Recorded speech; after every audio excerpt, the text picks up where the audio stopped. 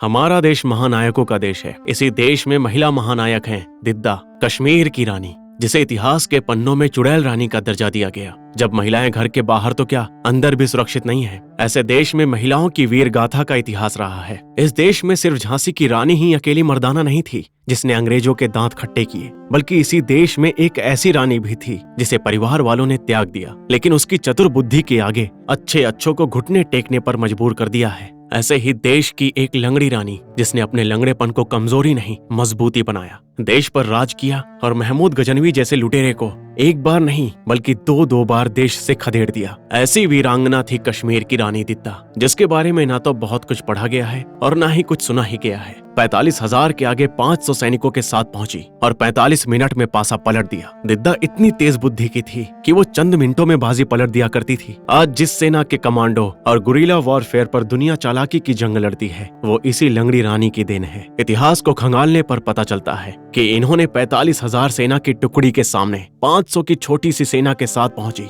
और 45 मिनट में युद्ध जीत लिया। ये वही महान नायिका है जिसके पति ने अपने नाम के आगे पत्नी दिद्दा का नाम लगाया और दिद्दक सेन गुप्ता के नाम से जाना गया। जब राजा महाराजा हार जाते तो अपनी मर्दानगी छुपाने के लिए दिद्दा को चुड़ैल कहना शुरू किया और फिर दिद्दा चुड़ैल रानी के नाम से प्रसिद्ध हुई। जब दिद्दा के पति सेन गुप्ता की मृत्यु हुई तो सत्ता हासिल करने के लिए दुश्मनों ने उसे सती प्रथा का हवाला दिया और दिद्दा से सती होने के लिए कहा गया, लेकिन उसने पूरी चाल बदल दी और सेन गुप्ता की पहली पत्नी को सती करवा दिया और अपनी शर्तों के बल पर राजगद्दी हासिल की और 50 वर्षों तक शासन किया। ये वही दिद्दा हैं जिनकी कहानियां भले ही इतिहास के पन्नों में धुंधली हैं, लेकिन लेखक आशीष कौल ने अपनी किताब Didda the warrior queen of Kashmir में इसे जीवंत कर दिया है और भारतीयों को बार बार गर्व करने का मौका दिया है। इस किताब ने कश्मीर की रानी दिद्दा के रूप में वो महानायिका दी है जिसने अपनी शर्तों पर अपने बनाए नियमों के अनुरूप पुरुषवादी पितृसत्तात्मक इस समाज को न सिर्फ चुनौती दी बल्कि कई मौकों पर ठेंगा भी दिखाया। कौन थी रानी दिद्दा? लोहार राजवंश में जन्मी एक खूबसूरत नन्ही बच्ची को उसके माँ बाप सिर्फ इसलिए त्याग देते हैं कि वो अपंग पैदा हुई। नौकरानी का दूध पीकर पली बढ़ी वो लड़की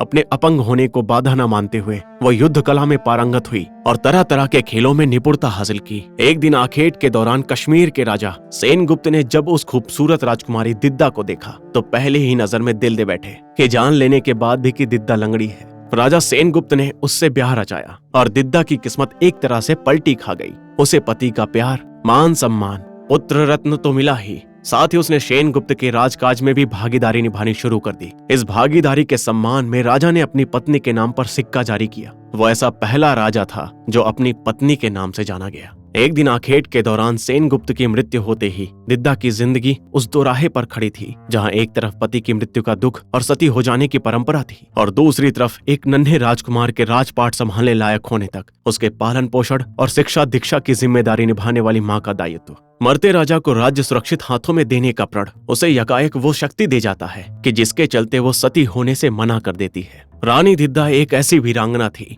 जिसने अखंड भारत की सीमाओं को न सिर्फ बचाया बल्कि जनता को एक अच्छा राज्य भी दिया। अफसोस हमें आज तक ऐसी वीरांगना के बारे में पढ़ाया ही नहीं गया। जय हिंद, जय भारत।